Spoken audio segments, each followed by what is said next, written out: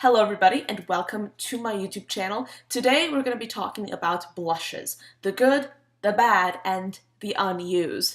This is a concept on my channel, a little bit of a series that I have been constructing in which I basically go through each and every single category of my collection. I introduce you guys to products that I have forgotten about, products that I really love, products that I just don't use anymore, etc. And I actually have been procrastinating on this particular video because today we're going to be doing blushes, and you guys know that I actually don't use blushes that much or at all. Like, I just don't. For some reason, like, I have not been liking the way blushes look on my skin or on my face. I kind of like a more bronzed look. I did make an effort to wear blush today, and I'm going to show you guys the one that I'm wearing, but for the most part, I just don't really use my blushes, and I actually don't really have like a lot. These are the blushes that I have. Yes, I basically put them in like this cardboard box, and that's just the way I keep them. You know, it's like a good eco-friendly storage method, I think. But we're going to be going through everything, and I actually do have, I think I have a blush missing, which I'm going to get into. I think my sister has it, but yeah, these are all blushes that I don't really use. So let's just get started with the very first one that I want to share with you guys. This is the Revolution, the matte blush. This is what it looks like right here. This is the matte blush powder, and this is in the shade Nude. Now, it's like, I don't know, this is like a really bad swatch, but this is what it looks like. It's kind of like a tea rose type color. It has absolutely no shimmer in it, no shine.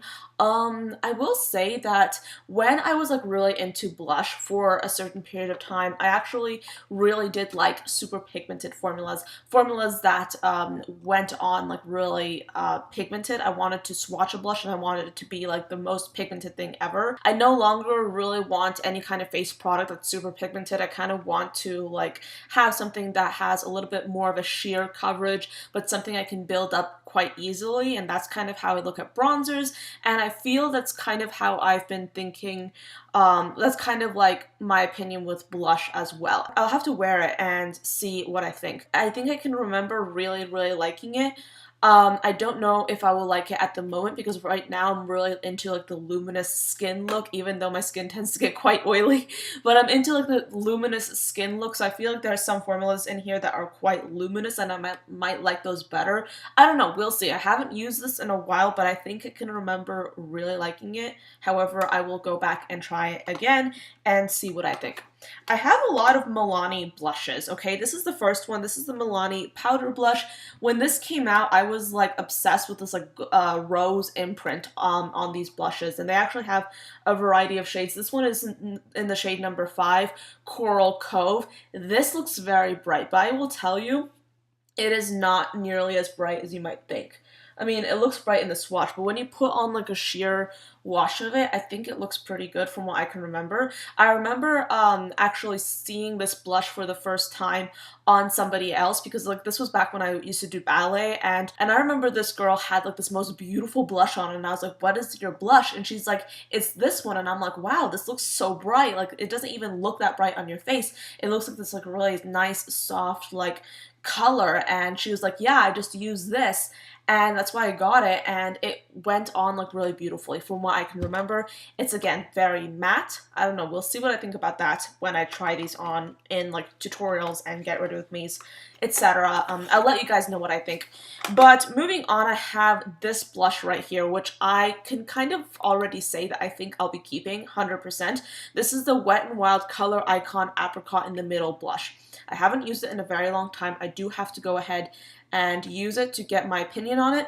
It has like a little bit of like a shimmer to it, but it is a very pigmented blush, as you can see. So I'll have to try and see what I think of it again. Again, I haven't really used any of these blushes lately at all, except for maybe one, and that's it. And I feel like it's a really beautiful, like nudie, sort of like slightly bronzy pink blush, which I feel like I will really sort of gravitate to since I'm not a big blush wearer at the moment. I feel like these nude kind of tones, like with this like slight hint of brown, bronzy. That really draws me in. So this is the next one. It's only a few dollars at the drugstore, very inexpensive, and I remember the quality being absolutely like groundbreaking. I loved it. This is the ColourPop Super Shock. I can't speak. This is the ColourPop Super Shock Cheek blush in the shade Aphrodisiac. I actually don't use this as a blush. I use this primarily as like a nose contour thing because of the fact that it's a very bouncy cream formula. Let me swatch it for you guys. And that's why I really liked it as a contour. It's a really interesting formula, very bouncy. Let me layer this swatch a little bit so you can see what it looks like, the color at least. This is what it is. I don't know, it's kind of interesting. I'm gonna try and use this as a blush and see how I like it. I don't really contour my nose anymore. I mean, not that I don't need to, because like, let's face it, I feel like my nose could use a nose contouring, but I don't really want to bother. I don't really care. So there's that. I want to try this again, definitely. I used to be head over heels in love with these palettes. I used to be obsessed. These are the e.l.f. blush palettes, and I have the dark version, which is my favorite. This one right here. This is for darker skin tones, but I think that like these blushes are so pigmented, you don't even have to like limit yourself in that way. And then this is the light version. So yeah, again, these blushes are like super pigmented. So I feel like if you're darker, you can easily wear this. It will look just beautiful on you because like look at how pigmented these are. I've had these for a very long time, several years. These are probably expired, but I haven't used them in a while. So yeah, I have to get back into these. I have to like construct my opinions on them. I really do remember liking this one the most because of just how like these blushes are so much more dark and I don't know, so like just berry toned. I love these colors, and yes, these are very, very pigmented. But then again, that's what I really used to love. Now, of course, I feel like my opinion has changed, but I don't know. I'll try these out and we'll see how they go. I also have a whole bunch of these Milani baked blushes that I know 100% I think I'll be keeping. I have 4 shades. I have Bellissimo Bronze, and this is actually the one I'm wearing on my cheeks today.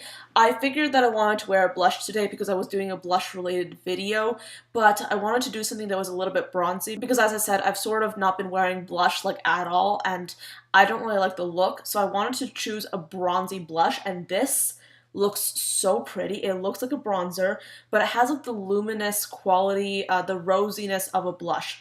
And this is what it looks like. This is such a beautiful blush. It just reminds me almost of a bronzer.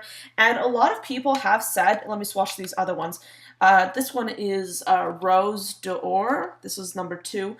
A lot of people have said that these baked blushes from Milani are dupes for the Hourglass blushes. And if they are, that's fantastic because, I mean, I don't really want to go ahead and spend a whole bunch of money on Hourglass, but it's nice to know that I have a drugstore alternative.